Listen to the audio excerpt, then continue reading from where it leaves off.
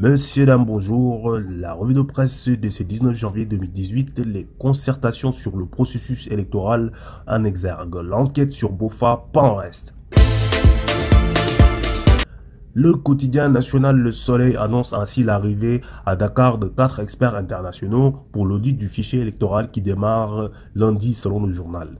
Exigé par l'opposition suite aux législatives de juillet dernier, l'audit du fichier électoral va entrer dès lundi dans sa phase de concertation, enseigne le journal. Et Le Soleil d'annoncer une révision exceptionnelle des listes électorales du 20 février à fin avril, ajoutant que les autorités ne désespèrent pas de voir la partie de l'opposition boycottant ces concertations sur le processus électoral revenir à de meilleurs sentiments.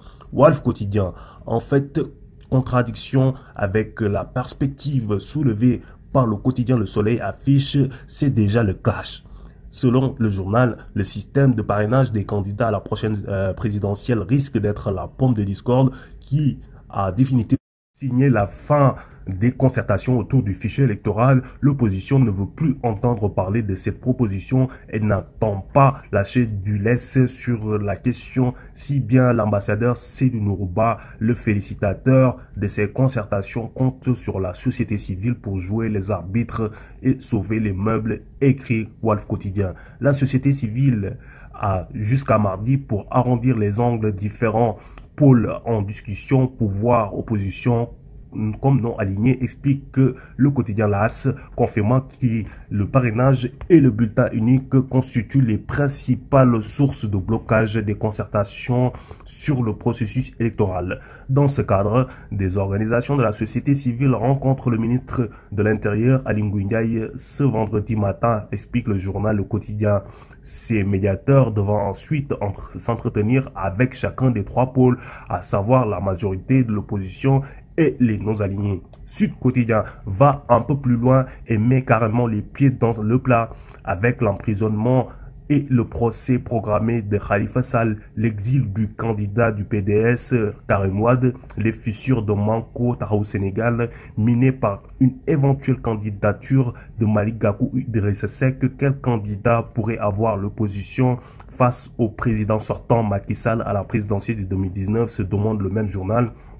Plusieurs quotidiens reviennent par ailleurs sur l'enquête sur la tuerie de Boffa Bayotte où des individus armés ont exécuté au moins 14 personnes dans un forêt classée de cette localité du département de Ziguinchor au sud du Sénégal le 6 janvier dernier. Le Soleil annonce que 20 des 22 suspects arrêtés dans cette affaire ont été déférés au parquet, dont le journaliste René Bassène, lié aux tueurs selon la Libération, faisant état d'indices graves et concordantes qui révèlent le mobile des exécutions. Les 20 personnes qui seraient impliquées dans la tuerie de Boffa Bayotte ont été déférées hier sous haute sécurité au tribunal régional de Ziguinchor.